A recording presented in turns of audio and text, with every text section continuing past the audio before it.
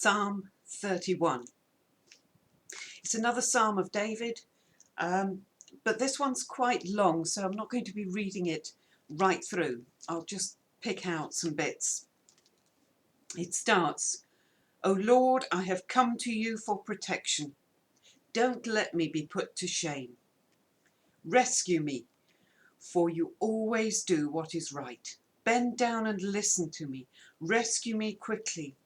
Be for me a great rock of safety, a fortress where my enemies cannot reach me."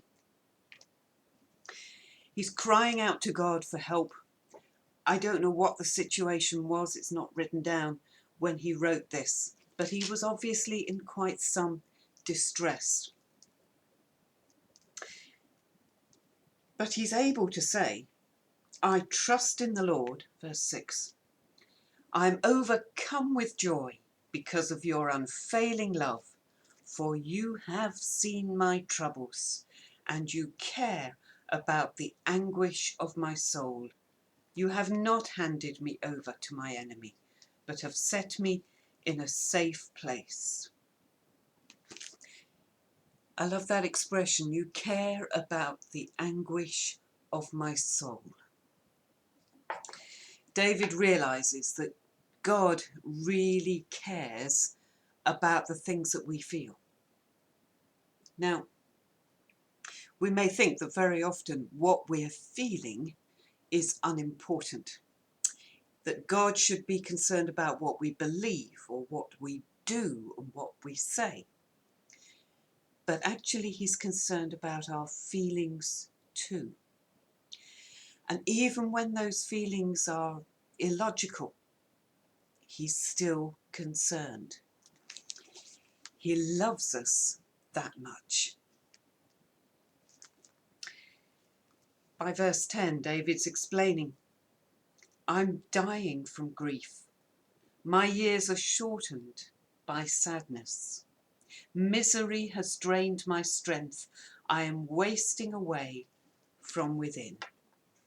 Yes, even though he trusts in the Lord, he can still feel great sadness. He knows what depression is. Have you ever been overcome with distress so that you feel you just want to end it all? I want to commend to you today a guy called Nick Vujicic. If you haven't come across him before, look him up on YouTube. That's Nick, N-I-C-K, Vujicic on V-U-J-I-C-I-C. And here's a man, you'll see why if you look him up, who got to the point in his teenage years where he said, "I can't take this anymore, I want to end it." And then God brought him out of that.